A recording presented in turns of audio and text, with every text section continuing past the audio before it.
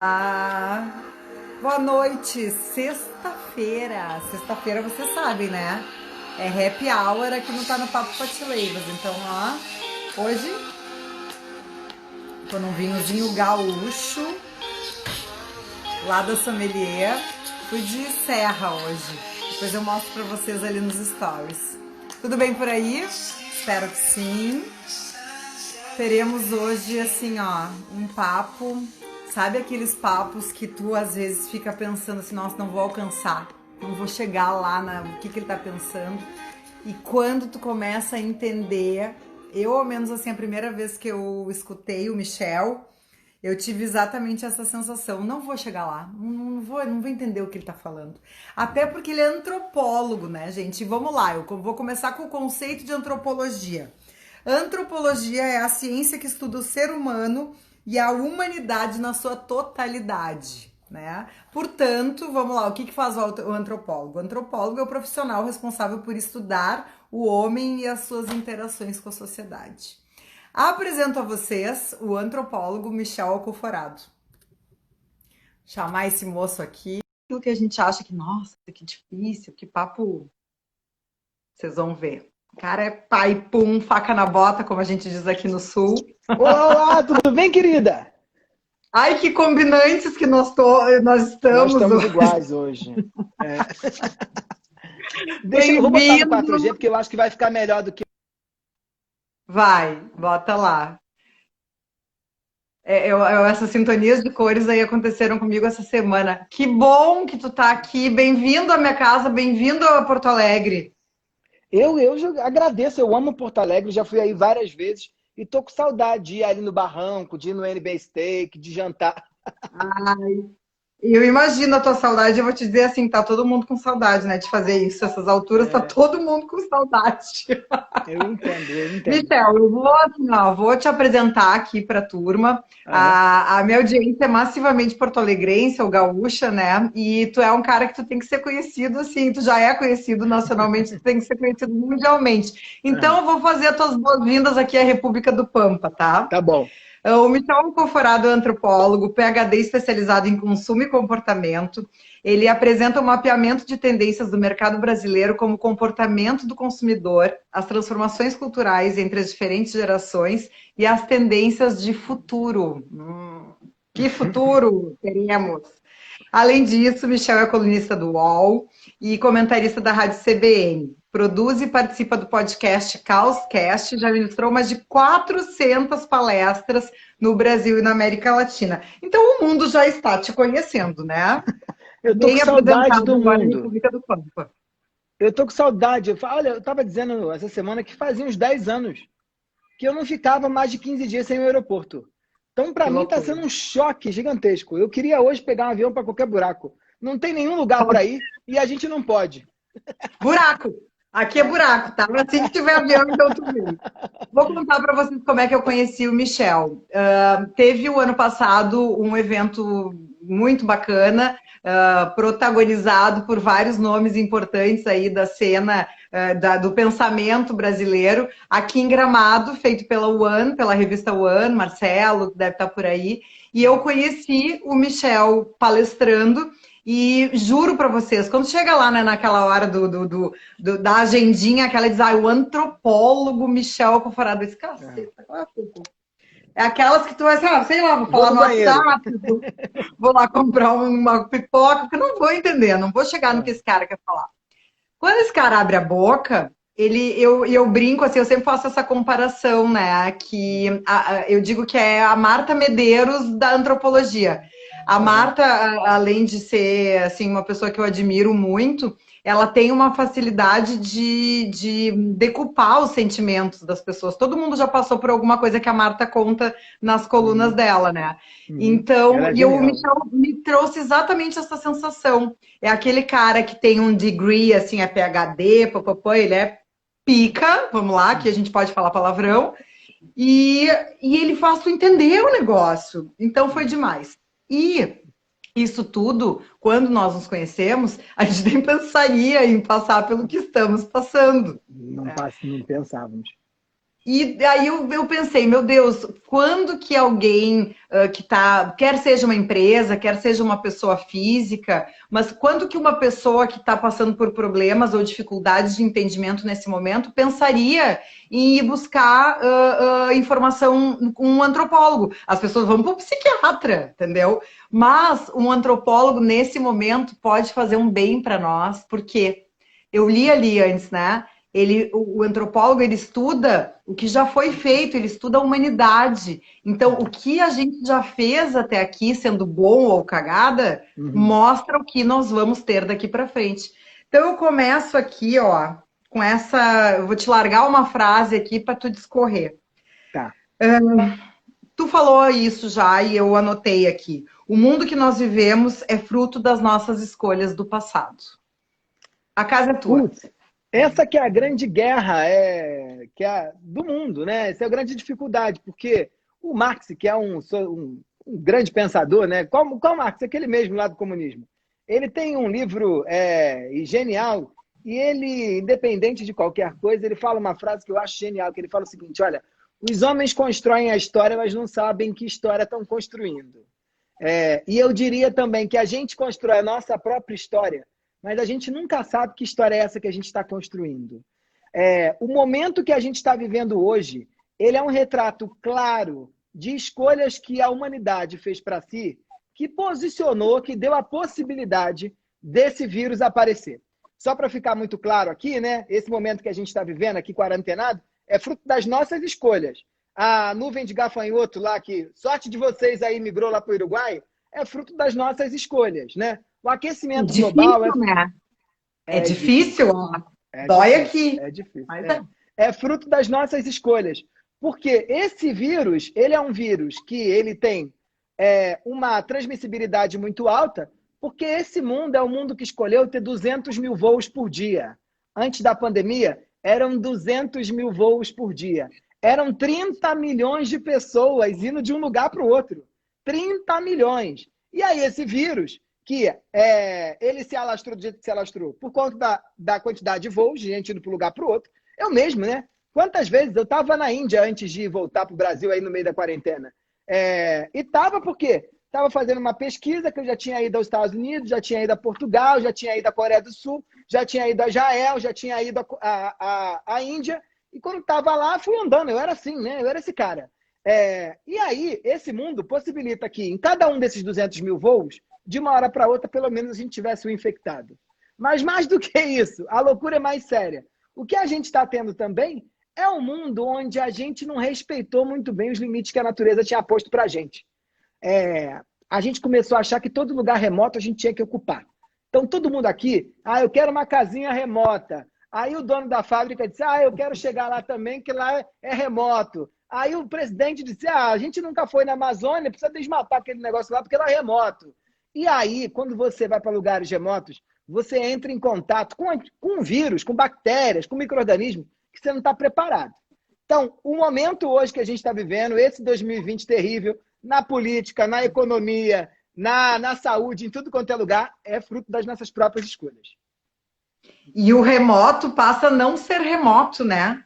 Quando a gente começa vai tendo população, passa a não ser mais remoto. Né? Sim. E, vindo nessa esteira aí, tem um conceito que eu não sei se é diretamente teu, mas que eu gosto muito e eu já vi e assisti várias coisas tuas, que eu acho que isso é uma das coisas mais legais, né, dessa temporada aí, obrigatoriamente em casa. A gente se permitiu fazer muitas coisas, porque só ter o tempo não adianta.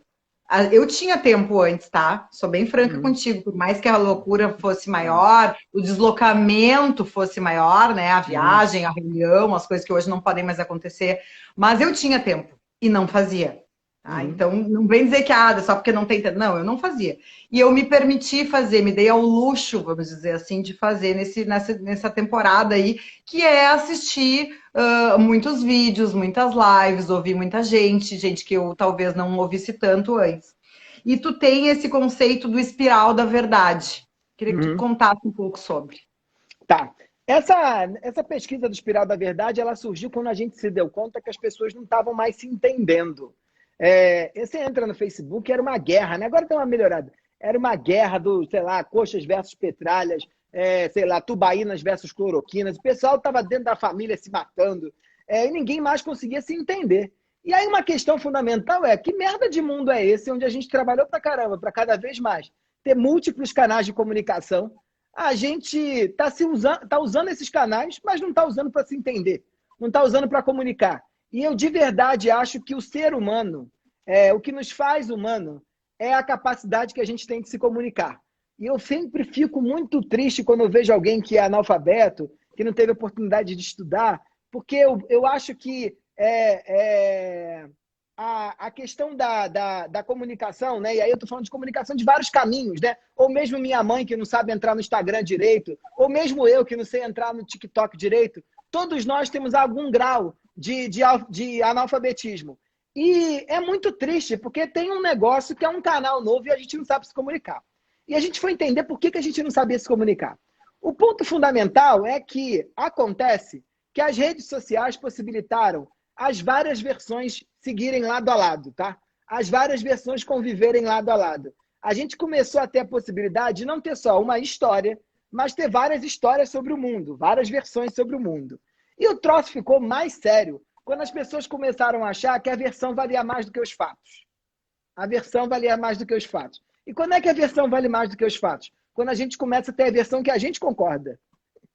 Então, uma vez, durante a campanha presidencial, o Brasil estava tão polarizado, né? Ainda está, mas estava muito mais polarizado ainda por conta do momento, inclusive, e um pai de um amigo meu recebe uma fake news sobre a famosa mamadeira de piroca lá, que foi o tema da campanha, né? E era engraçado que aí era um texto mega sério, falando contra isso, que as crianças não podem entrar em contato com isso.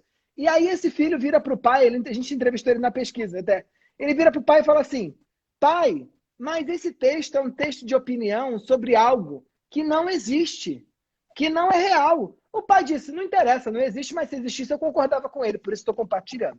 Então esse mundo, onde a gente entra nesse lugar, não cria um colchão comum de conversa. Porque aqui, Paty, para a gente estar aqui conversando, eu e você temos que entender que o nosso colchão comum é internet, celular, Instagram e aperta o botão de live. Se você não domina essas 4 coisas, ou não tem condições de entrar nessas 4 coisas, você não pode conversar. E a gente começou a abrir mão dos fatos, que é a base da nossa conversa. E caímos no espiral da verdade. Caímos por quê? Porque na medida em que não sabemos se aquela coisa que estamos acreditando é real, a gente vai e busca outra coisa real, que é perene, porque amanhã aparece alguém que diz outra coisa. É tipo nutricionista. Um dia eles falam que o ovo mata, no outro dia eles dizem que o ovo é bom. No outro dia eles dizem que pode comer um ovo por dia, no outro dia eles dizem que só pode comer só ovo, porque o carboidrato é que mata, né? E aí a gente vai como? A gente vai de um lugar para o outro, né? Andando naquele negócio. E você fica sendo jogado de um lado ao outro, sem saber o que é verdade. O mundo hoje que a gente está vivendo é um mundo de pouca conexão, porque a gente não sabe o que é verdade. A gente, antes de olhar para o fato e falar, isso aqui é uma caneta, eu vou ver onde é que eu vou colocar a caneta, a gente olha para a caneta, você olha para a caneta, quem está assistindo a gente olha para a caneta, e a gente fica discutindo. Isso é uma caneta? Não, acho que não é uma caneta. É uma caneta ou não é uma caneta? E aí ninguém faz nada. A gente só fica no espiral da verdade, que é esse zigue-zague, esse rodemoinho que nos joga de um lado a outro. E que é muito bizarro, porque efetivamente no mundo absolutamente conectado hoje com essas nossas todas possibilidades, essa falta de conexão, ela traz assim, e por isso as coisas estão binárias, né? Porque assim, é certo ou errado, é sim ou é não, porque essa falta de conexão entre o ser humano, ela gera assim, um abismo. É muito doido isso. E aí também tu tem aliás, é como se fosse um arquétipo que eu acho muito legal, que assim, hoje se fala muito, né, influenciador digital, ou já se usou muito formador de opinião, e aí tu comentou todo hoje essa tua explicação, ela fala nos fomentadores de opinião. Isso. Não tem a ver com a verdade, ou certo ou errado, tem a ver com o que eu penso, então eu replico. É a história da mamadeira. E quanto barulho você gera? E quanto barulho como você gera, né? Você sabe disso muito melhor do que eu, entende esse setor com maestria. A questão é essa, né? Não importa o conteúdo que você está postando. se ele é bom para o vizinho, se ele é bom para a humanidade, se ele é bom, sei lá para quem. O que importa é quantos cliques, né? É quantos compartilhamentos, quantos comentários. E aí a gente deixa de formar a opinião que a gente acha que é a nossa visão sobre o mundo e a gente começa a formar a opinião que reverbera. Então, quantas e quantas vezes você não queria fazer um post sobre tal coisa, mas você sabe que tem engajamento, que já tem aplicativo, que na hora que você abre lá seu Instagram, seu feed, você vê o que mais engajou a audiência. Você vai fazer o quê? Você precisa de engajamento. É a moeda para você que está mega preocupada com esse, está dentro desse lugar das redes sociais, mas todos nós precisamos de engajamento. Quem está assistindo a gente não é blogueiro, nem tem rede social cuidada, no mínimo tem que cuidar do LinkedIn. Senão não arruma emprego. E aí você, com um LinkedIn bom é o quê? É o LinkedIn que tem gente comentando. É um LinkedIn que tem gente lá dizendo, replicando. Então a gente acaba exercendo ainda mais a nossa capacidade de causar, de lacrar, de gerar barulho, do que a preocupação com a entrega de um conteúdo que vale a pena. O território dos influenciadores nesse cenário pós-Covid, eu acho que eles vão precisar se revirar para virar outra coisa. Porque o influenciador, eu tenho dito isso, ele é quase uma pessoa dividida no meio. A Paty é você, só que a Paty é você com todo mundo que te segue. E o teu feed é uma junção dos dois. É aquilo que você é com aquilo que as pessoas querem ver de você. E aí, num mundo como esse, a nossa audiência mudou muito. E a gente, enquanto influenciador, tem que saber muito bem quem é a nossa audiência para poder dar conta de entender qual é a nossa outra metade. Porque a gente está conectado com eles. E, em geral, a gente achava que quando eu sou influenciador de beleza, de moda, de lifestyle, de viagem, eu não preciso entrar em questões sociais. Esse tempo acabou também. Porque os problemas ficaram tão grandes que não há mais como ser neutro a nenhum problema. Então, agora vai ser um momento interessante dos influenciadores dando opinião. Eu acho que vai ser um momento super legal. Verdade. E chega a ser perigoso, né? Porque quando tu começa a jogar pra torcida, só tu esquece do gol. Tu tá jogando só pra ter rola. E aí não funciona. Então, eu concordo muito contigo que é um momento muito revelador, né? Que a gente vai aqui no Sul, a gente diz, nós vamos separar os homens dos guri. Opa, caiu lá. Michel saiu, vamos chamar de novo. Essa expressão aí de separar os homens dos guri. Outro dia eu ouvi sem falar em guri. Não, eu caí, alguém caiu, o que aconteceu? Caiu, né? Caiu, deu. Deu. Mas aí, Michel, o que eu estava dizendo, né? Que eu acho que é um momento de muita definição, sim, porque as pessoas não podem mais ser em cima do muro, elas podem até se abster de algumas coisas, mas elas precisam efetivamente dar as suas opiniões e podem continuar, vai ter. Até agora há pouco estava numa outra live e eu disse, olha, vai ter sim público para continuar vendo só o look do dia. Vai, né? Somos bilhões de pessoas no mundo.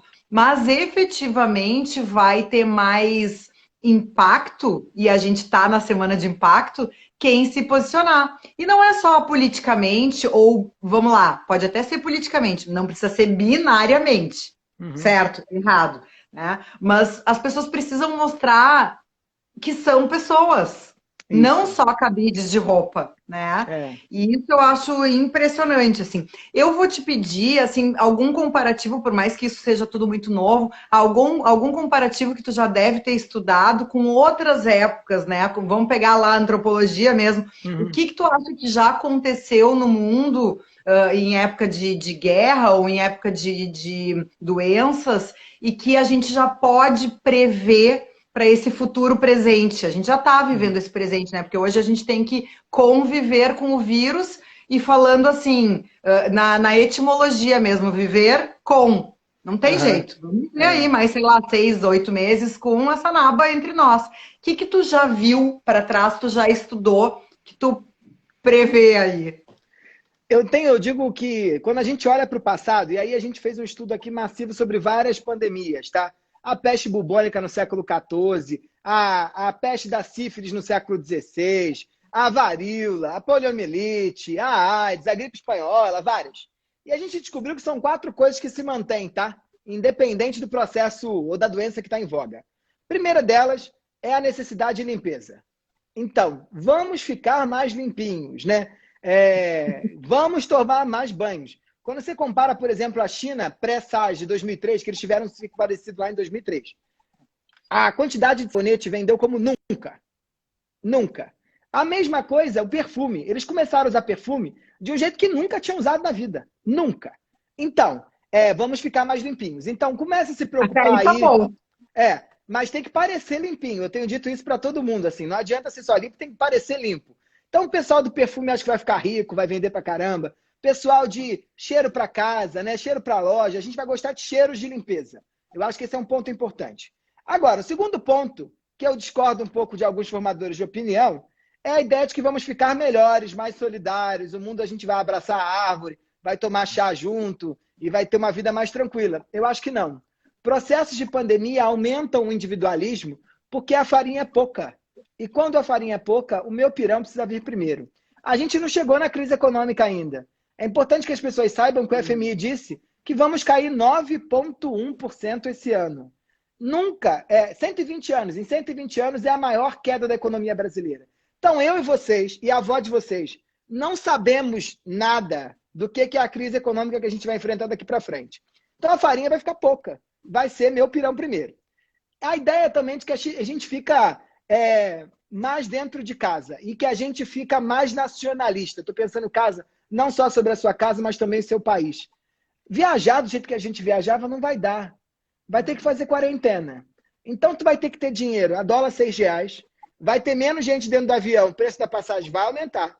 E você vai chegar em Nova York e vai ter que ficar 14 dias dentro do hotel. Né? Dentro do hotel. Nos Estados Unidos, agora, nesse momento, já tem quarentena para gente que vem de outros estados, de 9 estados americanos. Eles são obrigados a ficar 14 dias dentro de um hotel antes de ir à rua. Um outro ponto é que a gente aumenta a vigilância sobre os nossos comportamentos, tá? Então, eu estou falando sobretudo aqui na questão dos dados. A gente vai se acostumar mais com câmeras de vigilância, com aplicativos seguindo os nossos rastros, com Alexas e Googles que ouvem o que a gente fala. Porque... Desculpa. Tá bom. Desculpa, a Alexa falou. Chamou a Alexa. Você vai viver com tudo isso. Por quê? Num mundo onde o vírus é invisível, a gente precisa de coisas que deixem a gente perceber onde é que está limpo, onde é que não está, quem está curado, quem não está, quem está com imunidade, quem não está. É isso tudo.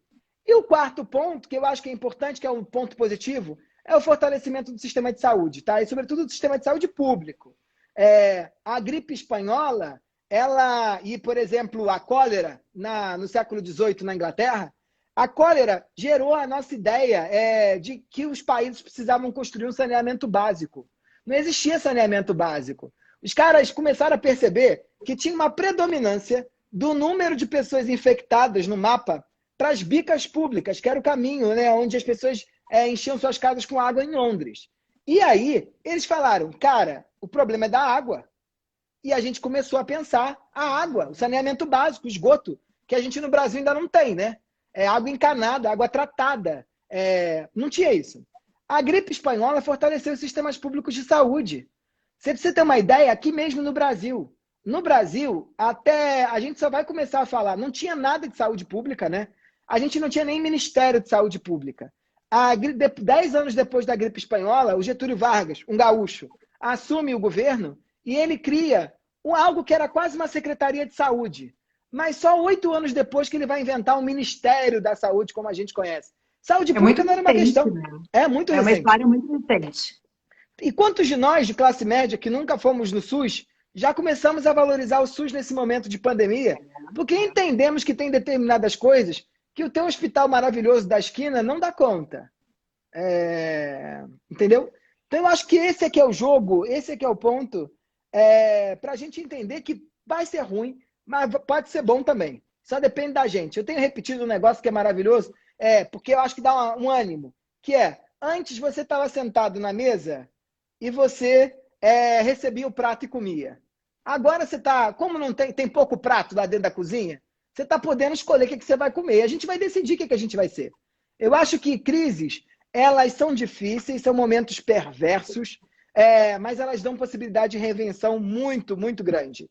Eu gosto sempre de lembrar que todo mundo teve a primeira dor de cotovelo da vida, que em geral é aquela que você mais sofre, né? Você é aquela primeira da vida, você nem consegue abrir um olho só, né? No outro dia você fala, meu Deus, como é que eu vou viver sem tal pessoa? mas todo mundo sabe que vira outra coisa depois desse momento, que é um momento de marco na vida de todo mundo, né? Quando você vai morar sozinho, você sabe que não é fácil. Você entende que requeijão não nasce dentro da geladeira, que você tem que comprar, mas você vira outra coisa, né? Então, eu tomaria esse momento não pensando nesse lado negativo, mas com uma preocupação nossa do que a gente quer virar. Que tipo de país é esse que a gente quer ser? Que tipo de família é essa que a gente quer ter? Que tipo de casa é essa que a gente quer ter? Né? Que tipo de gestão do dinheiro é essa? E eu acho que o caminho vai ser esse, para a gente conseguir construir um futuro um pouco mais confortável. E acho que dá, tá? Eu sou otimista ali, apesar do pessimismo que às vezes os jornais nos trazendo as notícias nos colocam. Eu tô contigo, sou otimista e acho que aí vale aquela máxima que diz que vamos sair melhores. Individualizados, individualmente, podemos sair melhores, sim. Mesmo que eu queira, né, que o meu pirão tenha mais farinha, ainda assim eu posso ter alguns cuidados a mais com isso, com o mundo que eu vou deixar para os sobrinhos, né, para quem tem filho, enfim. Isso eu acho que E, é Paty, realmente um grande aprendizado. É eu que acho... nem eu tenho uma amiga Acabou. psicóloga que diz assim, quando tu termina, dei um pouco disso que tu falou, quando tu termina com o namorado, a dor de cotovelo, parece que tu perdeu o namorado, depois tu vê que tu ganhou todos os outros nomes da vida, né? É isso. Que agora tu vai escolher. E eu acho que a gente tem que pegar esse momento para definir o que é o básico, sabe assim? Daqui a humanidade, daqui a gente não desce mais. Então a gente precisa. A gente não pode morar num lugar que 42 milhões de pessoas não têm internet. Nunca entraram na internet. A gente não pode morar num lugar que 77 milhões de pessoas ou não tem internet em casa, ou não tem. Ou tem uma muito ruim com o celular, com o pacote de dados que acaba no meio. Não, internet é humanidade. Eu estou falando de 1/3 do país que não está inserido aqui. Não pode fazer uma live para contar umas histórias, reclamar da vizinha. Não pode fazer uma live. 77%. Não tem nem a água encanada, né, Michel? Não tem nem a Então, água encanada. isso, né? Então, esse é o tipo de coisa que a gente não vai aceitar daqui para frente, né? Verdade. Acho que esse é uma boa luz no final do túnel, assim. Mas aí, voltando um pouco para essas tuas pesquisas e esses teus estudos. Nesse momento todo, a gente está passando por um empobrecimento geral da população. Não interessa, o mais rico e o mais pobre, todos estão empobrecendo, né? Uhum. E essa parte, assim, do comportamento de consumidor, como é que tu vê daqui para frente as consequências de todas essas escolhas, esses individualismos, mas, ao mesmo tempo, também essas múltiplas novas escolhas, né? Como é que tu enxerga isso para frente? As mudanças são muito gritantes no universo do consumo e elas vieram para ficar, né? Eu tenho trabalhado com várias empresas, ajudando elas a se localizarem um pouco nesse caos. Um ponto importante que a gente não pode esquecer é que esse é um consumidor que vai gostar do online. Isso não quer dizer que ele não vai para a tua loja, mas quer dizer que você precisa transformar a tua loja em outra coisa, né? A tua loja não é só lá um lugar onde as roupas ficam penduradas no cabide. Ela precisa virar outra coisa, porque se for para comprar cueca, eu não preciso mais ir à loja. Cueca entregam na minha casa. Agora, que coisa é essa que eu posso encontrar dentro de uma loja, né? É muito impressionante o processo de transformação da sociedade brasileira. Só tenho os números aqui que eu acho que são muito legais. De março para cá, 40% das transações online no Brasil foram feitas por pessoas que jamais tinham comprado online. 40%? Então, 40%. É muita gente que não está comprando. Você vê que o setor mais difícil de venda online era o supermercado, porque a gente achava que comida tinha que ser mais limpinho, eu não quero ninguém escolhendo aqui minha comida. A gente dobrou a participação dos supermercados dentro do market share digital brasileiro. Eles saíram de 4% para 8%. Então, esse consumidor que chegou na compra do alface dele por outro que ele não conhece, que vem de um jeito que ele não conhece, no supermercado que ele nunca foi, ele é capaz de fazer qualquer coisa. Então, a digitalização eu acho que é um ponto decisivo, tá? Um segundo ponto decisivo também é que a gente começa a valorizar a ideia de que tem outras disparidades e desigualdades para além daquelas de classe que a gente estava olhando. Porque a digitalização vira um problema. Eu tenho dito para todo mundo, não adianta você, Paty, estar digitalizada se teu público não está. Sim. Porque não adianta você que criou uma loja, abrir um e-commerce, se teu público não tem, não compra. Então, o papel da gente é formar essas pessoas, né? Porque elas vão ter que se formar para se incluir. Um outro papel importante é o contexto da casa como um templo, né? Eu não não sei você, mas eu comecei a usar minha casa começou a cair várias coisas agora. Porque eu nunca fiquei. Eu nunca fiquei 4 meses, 3 meses que eu tô sem sair. Eu nunca fiquei 3 meses sem sair dessa casa. Então, tipo, o basculhante ele nunca foi aberto tantas vezes no mesmo período da cozinha. Soltou o ferro do troço. Comprei a porcaria de um robô, eu tenho um quadro no chão, porque eu não vou ficar aspirando casa. Aí comprei o robô derrubou, quebrou o vidro do quadro. Eu falei, gente, não sei nem onde pôr vidro em quadro nesse bairro, né? O banheiro, o ralo entupiu. Várias coisas que eu nunca tinha feito, não fazia nem ideia. As coisas estão acabando aqui nessa casa. Eu brinco que ela está se desfazendo. A pia solta lasco, sei lá do quê. Porque nunca foi usado. Nunca foi usado. A geladeira nunca foi tão aberta, a banheira nunca foi tão usada, soltou exatamente isso, soltou a borracha da geladeira, a banheira começou a vazar. Eu tô vivendo com vazamento em cima de mim ainda, porque olha que loucura. O meu vizinho nunca usou a banheira dele, ele começou a usar. Aí começou a vazar no meu apartamento. E o que acontece? Não vou trazer aqui agora uma equipe de pedreiro para poder quebrar apartamento porque tá pingando no gesso. Infelizmente não vou. Então, olha que loucura, né? A casa virou outra coisa. Pensa na família, por exemplo, a cozinha, a mãe teve que fazer a cozinha virar sala de aula, né? Que era um lugar que eu ia sentar. E aí, 39% desses consumidores, eles passaram a investir pesado em decoração. As pessoas estão comprando, fazendo obra agora. É claro, eu entendo. Eu entendo. Não dá. A casa precisou agora ser várias coisas. Tua casa precisou virar teu trabalho, precisou virar teu lugar de descanso, teu lazer, o lugar da família, muita coisa para pouco espaço. Isso tudo em apartamentos que estavam indo para um lugar cada vez menores, né? Então é um desafio mesmo, um desafio. E aí tem, né, essas tendências que são muito doidas, assim, eu já conversei com 2 players de mercado, assim, do mercado imobiliário, que justamente tinha essa coisa os espaços múltiplos, os espaços de colaboração, que não tem mais, como é que é, máquina de lavar em casa, é lá para todo mundo, agora não pode mais, porque agora não dá para botar uma roupa que eu não sei de quem é, do Covid, blá, blá, blá. Então já mudou isso. A história dos carros, um aumento na venda de carros usados. Porque, gente, tipo eu não tenho mais carro há 3 anos, tá? Eu também. Não quero mais carro. Enfim, a princípio não quero mais carro. Mas daqui a pouco, com uma situação assim de, eu tenho um pouco de medo de pegar aplicativo. Tive mais, agora já estou mais relaxada porque estou vivendo com, né? Daqui a pouco vai pensar em comprar um carro, mas eu não vou botar um dinheiro no carro, então compro um carro usado. As revendas de carros mais usados também multiplicaram as suas vendas, então não é uma loucura isso, assim, eu acho que tem que se ligar, e essa área da arquitetura, da decoração, como tu disse antes, dos cheirinhos de casa, esse é um mercado muito a ser explorado ainda, e que vai ter, olha, um boom. Arquiteto pode ficar tranquilo, arquiteto vai ficar rico. Inclusive, no outro dia eu estava vendo uma live com o Arthur Casas, que é um grande arquiteto, ele dizendo que nenhum dos projetos em curso pararam. Nenhum. Porque houve mudanças, ele pediu. A fulana não queria uma academia, mas aí ele entendeu que agora ela não vai poder mais ir para academia, ela mandou botar a academia no projeto. Isso é para ricos, óbvio, né? O Arthur Casas é um arquiteto de gente muito rica. Então, assim, a casa se transformou num lugar importante. Tamanho da casa, né? E os arquitetos que souberem também pegar essa onda de fazer um do it yourself, de ensinar, de mostrar algumas coisas, também vão bombar. Porque eles não vão ganhar o projeto do rico, mas eles vão ganhar ou em lives, ou em... Agora, né, o Instagram vai começar com a monetização das lives também, botando lá o dinheirinho, dizendo, eu pagaria por isso. É um negócio que é um assunto para outra live completa. Mas chegamos no momento. Só um negocinho, o do it yourself é muito importante. Eu adoro o número. Máquina de cortar cabelo cresceu 166% de março para cá. Então, fazer unha, né? Você chamava manicure, agora você faz a mesma unha. As mulheres cuidando da raiz, né? Então, aquelas que não deixaram o branco. Então, do it yourself é muito importante. É verdade. Eu tenho uma vantagem que eu não tenho cabelo branco, mas a unha sou eu que faço.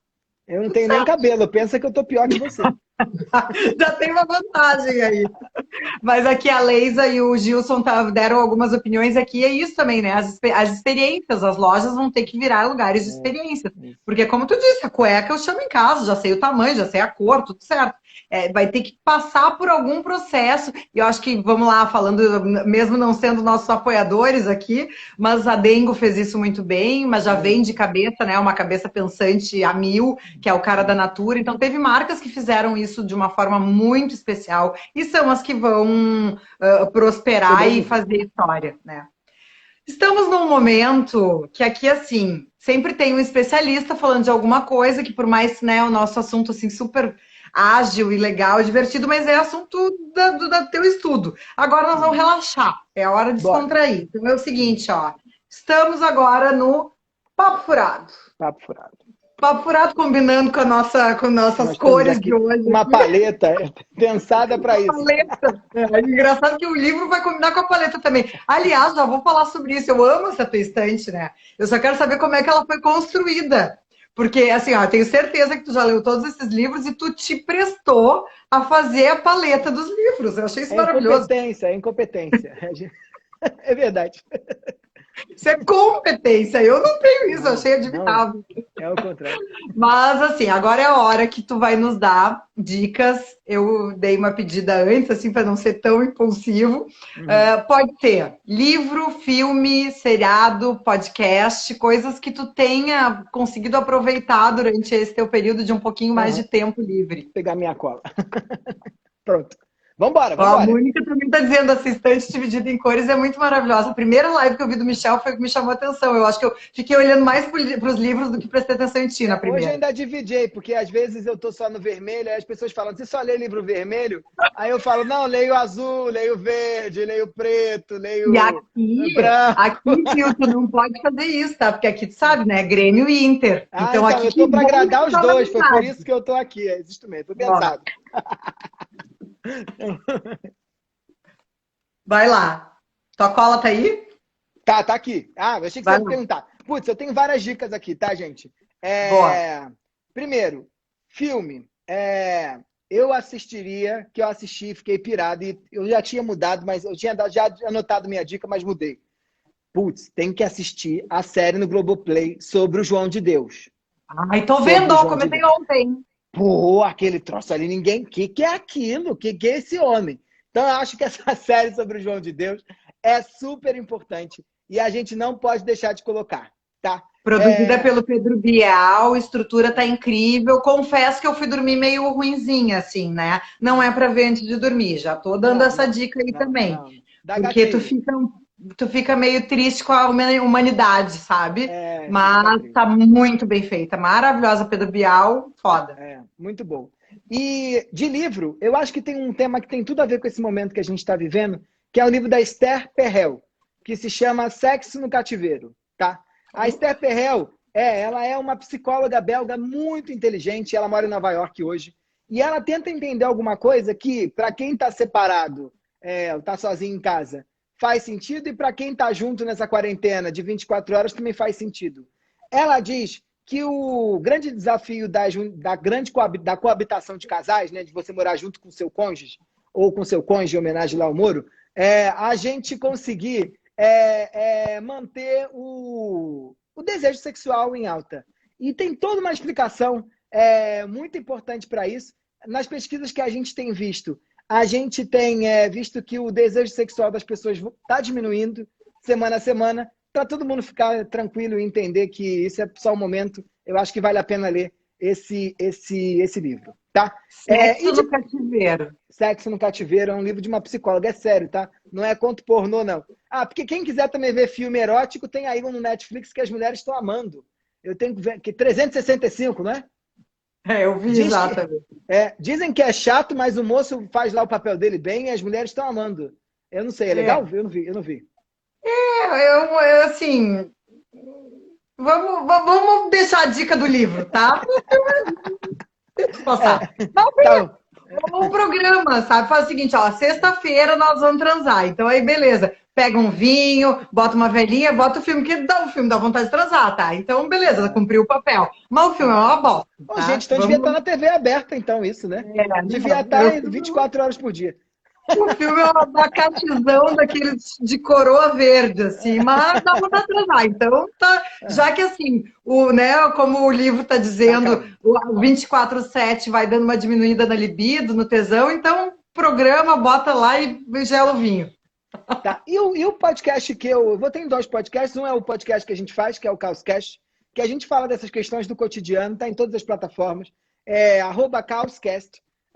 A gente fala de assuntos de comportamento. Eu, Rebeca de Moraes, Marina Roalho, Thiago Faria, de uma forma super leve e divertida, sem chatice, ai, não sei o que, assim. Eu adoro. E esse é o podcast que eu gosto também. Mas tem um outro que eu ouço muito, que eu gosto muito, que é um que se chama Projeto Roteirices, tá? Roteirices. É um jornalista brasileiro que mora nos Estados Unidos, mas é em português, e ele conversa com várias pessoas que escreveram livros ou fizeram filmes. E eles mostram como é que foi o processo de criação, como é que as pessoas chegaram naquele assunto, como elas ficaram motivadas pelaquilo, qual é a ideia central. Então tem muita gente legal, vale super a pena. Eu acho que esse Roteirices é um podcast que eu sempre indico. Ótimo. Ele mora em Nova York? Eu acho que ele mora em Oklahoma. Eu acho que ele mora em Nova York. Eu não sei onde ele mora. Mas é Roteirices. Ótimo, a gente está aqui com a Miss Pritzer, que é uma gaúcha que mora lá em Nova York e está dando várias dicas durante essa temporada aí em casa, no nosso cativeiro. Ela deu várias dicas de roteiros e filmes e musicais da Broadway que entraram no streaming, né? Entraram no YouTube durante um período, assim, foi bem legal também, então tá aí. Sabe que a minha dica de hoje, ela vai ser só um livro. Eu normalmente falo algum filme, assim, mas como eu não vi muitas coisas novas para trazer, assim, que eu achava, tipo 365 não daria essa dica, né? Eu já disse é o que serve.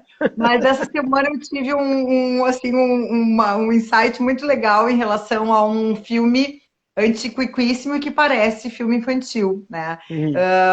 E até postei sobre isso, que foi o do Mágico de Oz, né? E eu acho que eu escrevi lá falando que a Dorothy acabou tendo que entender, né, que ela tinha que ter o coração, ela tinha que pensar, né, que ela que não tinha antes, o espantalho não tinha o cérebro, ela teve que se mexer, o Homem de Lata estava lá enferrujando, e ela tinha que ter o coração, porque sem o coração nada disso valeria. Ela teve que entender todas essas coisas, numa metáfora muito especial, assim, para esse momento que a gente está vivendo.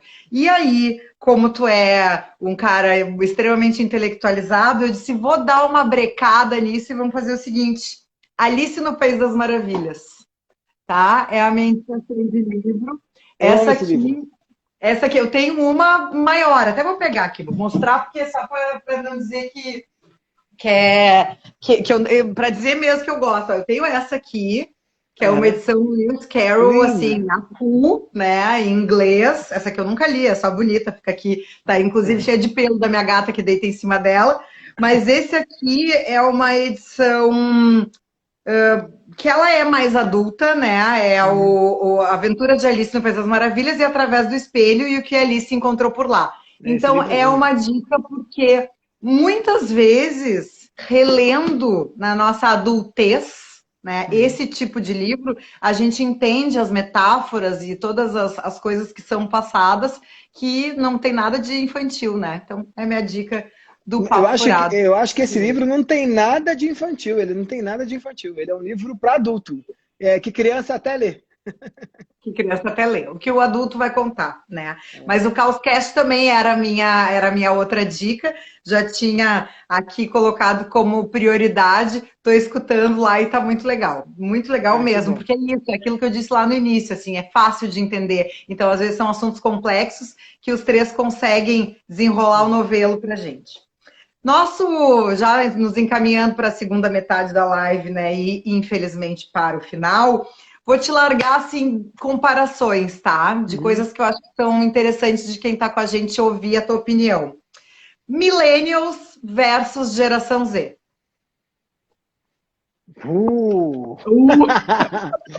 Eu acho que eu fico com a geração Z. Eu acho que eu fico com a geração Z, tá? Eu sou millennial, mas eu acho que eu fico com a geração Z. Porque eu acho que a geração Z é mais pragmática com a vida. Nós, millennials, problematizamos muito, né? A gente sempre acha que tudo tem que ter um propósito, tudo tem que ter uma paixão, tudo tem que ter um sentido. E às vezes a vida é só mudar a caneta de um lugar para o outro, né? E a gente para aqui pensando se é isso. Então eu sou mais geração Z. Mas eu adoraria, eu sou milênio, mas eu adoraria ser da geração Z.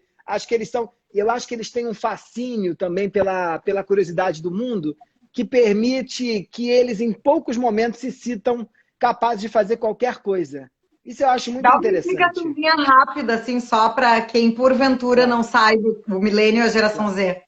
Tá. Os milênios são as pessoas que nasceram dos anos de 1980 até 1995, e de 95 até 2010 é o pessoal da geração Z.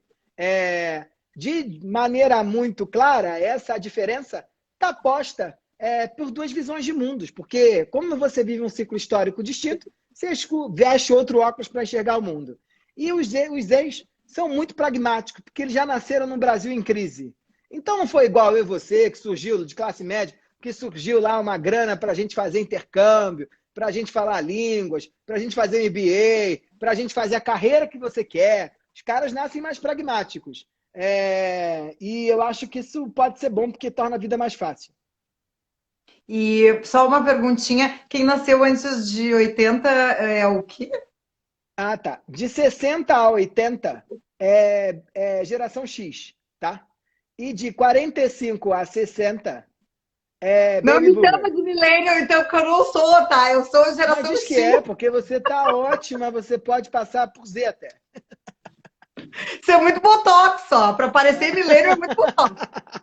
Mas ainda bem que tem botox. Eu tô querendo colocar também. Beleza, não, mas aí é legal mesmo, né? Porque esse pragmatismo, assim, dessa nova geração, essa tranquilidade para algumas coisas, eu acho que tá ajudando muito, porque eu vejo muitas vezes até amigos meus, assim, que têm filhos com 17, 18 anos, e que eles dizem, olha, eu tô apavorado e ele tá de boa. Não é que ele tá de boa só porque ele acha que ali o requeijão nasce na geladeira, como tu falou, mas porque ele entende que isso é uma necessidade do mundo. Eles têm uma visão humanitária diferente. Aí até eu vou falar de uma série, tá? Vou voltar lá pro Papo Furado, mas que vale. A série em si, nessa temporada, tá meio boba, porque ela ficou muito... Jogou pra torcida, tá? Fez pra audiência, assim. Mas é a The Politician, que ele entra justamente numa briga, que ele começa a falar sobre a temperatura do mundo, né? E isso amealha muitos jovens e ele acaba ganhando a eleição, mas ele não acredita muito naquilo, né? Então, assim, eles têm um pragmatismo, acho que muito libertador. Eu sempre falo que essa Greta, essa menina sueca, né? Que vem movimentando, os ex gostam dela não por causa da causa ambiental. Eles gostam dela porque o Trump recebeu ela e ela tinha 16 anos. A ONU parou para ouvir ela porque ela tem 16 anos. Então, eles estão muito preocupados com influência, estão muito preocupados com impacto e estão muito preocupados com uma visão pragmática para fazer, sabe? Eles têm essa visão muito clara.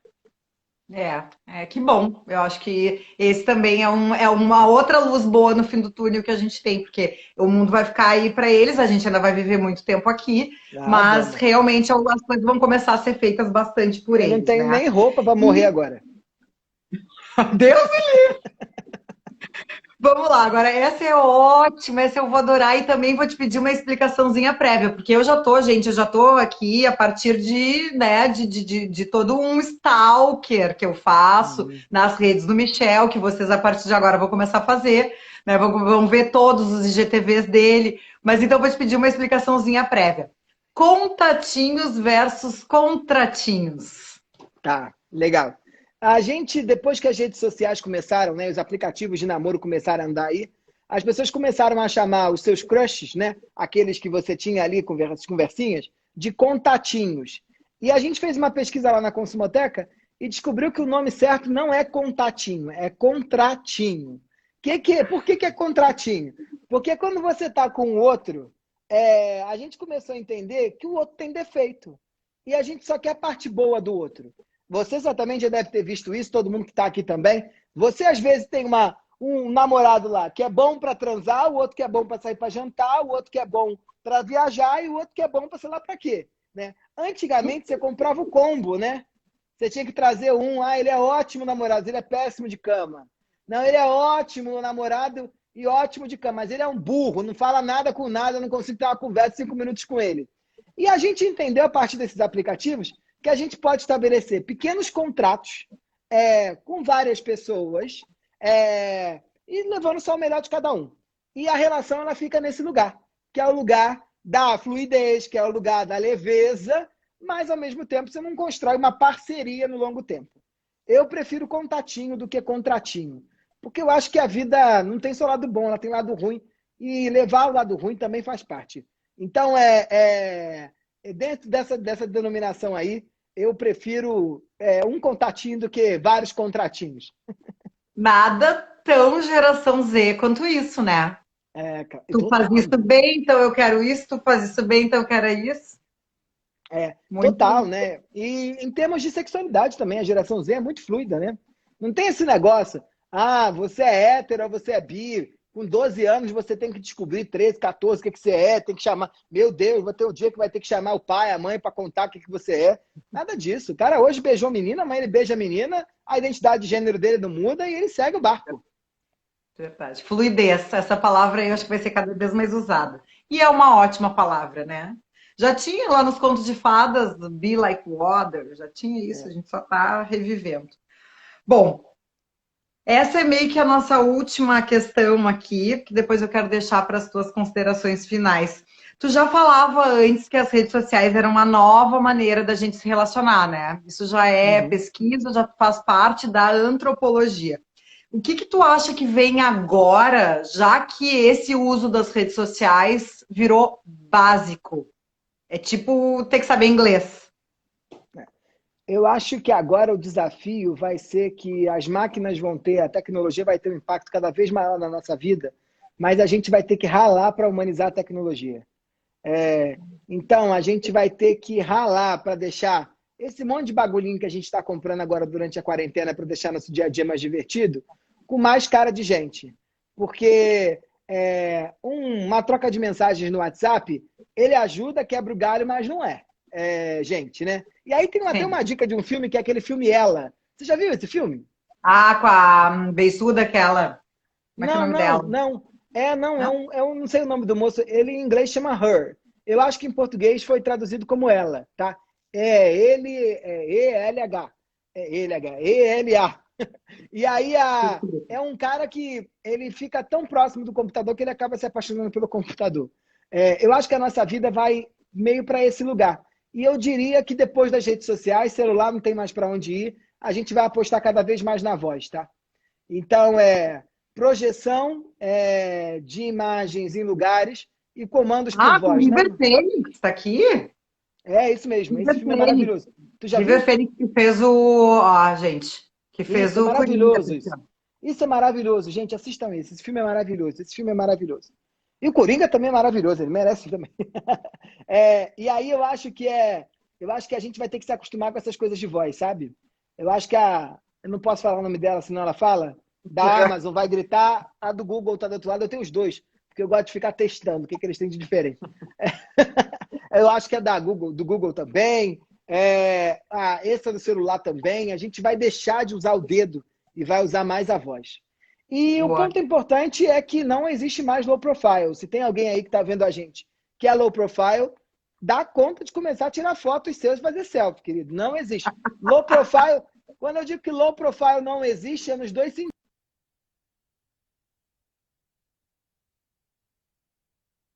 Aí deu uma trancadinha ali. Eu falei River Phoenix, gente, é que eu sou geração X, tá? Vocês me desculpem, os 44 anos. É Joaquim Fênix. River Phoenix é o irmão dele que já morreu, que eu era apaixonada quando eu era adoleta. Deu uma trancada lá. Será que o Michel saiu? Volte para nós, Caroline. Foi. Voltei. Foi. Voltei. Ufa, desculpa. A internet está péssima essa hora, né? Porque não dá. E aí, muita gente. E aí, eu tenho dito que a voz vai ser o ponto mais importante. E os robôs dentro de casa, gente. Comprem os robôs dentro de casa. o robô que vai, o robô que passa pano. Eu tô doido no que passa pano, porque eu odeio passar pano. E agora eu tô tendo que fazer, né? Porque a empregada também tá de quarentena. E aí, eu acho que os robôs vão fazer parte da nossa vida. Eu tive no South by Southwest ano passado, que é esse evento de inovação dos Estados Unidos, e eu vi o crescimento dos assistentes pessoais, que são aqueles que ajudam a gente a fazer coisas dentro de casa. Eu achei que era para 2050, mas não, é para agora. É para agora.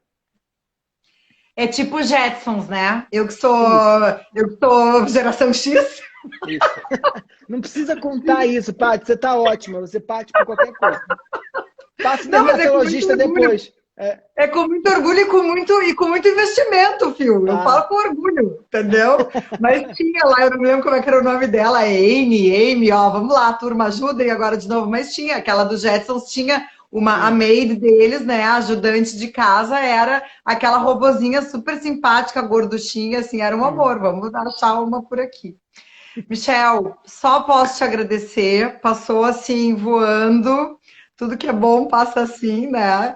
E te agradeço muito. Eu acho que tem algumas coisas que a gente tem que, né, tirar lá de cima do Olimpo e trazer para a realidade. A tua profissão é uma dessas, né? Trazer um pouco mais para próximo até das empresas, dos shoppings, muitas coisas que tu falou aqui. O Gilson, fiquei feliz que ele estava aqui. O Gilson é um cara que trabalha numa rede enorme de shoppings aqui de Porto Alegre. O outro dia fiz uma live também com a Nailê, e aí a gente falou muito sobre isso, né? As novas experiências dos lojistas. Então, assim, as empresas têm que entender o antropólogo como um cara que ele não vai te trazer a solução pronta, porque ninguém tem essa solução, mas ele vai te ajudar com o background, né, da humanidade, não é só o teu, não é só